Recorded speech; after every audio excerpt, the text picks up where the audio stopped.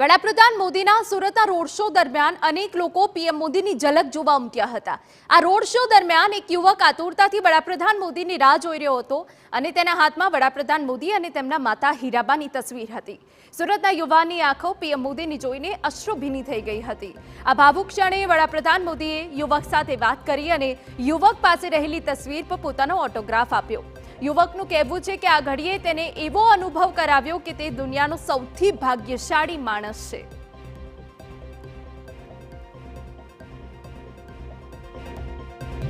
આખી દુનિયામાં જો આજે કોઈ ખુશ નસીબ ઇન્સાન હોય કે ખુશી વાળો ઇન્સાન હોય તો હું જ છું, કેમ કે આજે આપણા જે ભારતના પ્રધાનમંત્રી છે એ આપણા વડાપ્રધાન શ્રી નરેન્દ્ર મોદીજી આજે એમને સ્કેચ આપવા માટે ગયેલો। ઘણી વર્ષથી હું ટ્રાય કરું છું, 3 વર્ષથી, અને આ વર્ષે એમને જોઈને ભાવુક થઈ ગયો અને પછી જે વિડીયો બન્યો એ તમે જોઈ જશે બધાને, અને ઘણી ખુશી પણ થાય છે।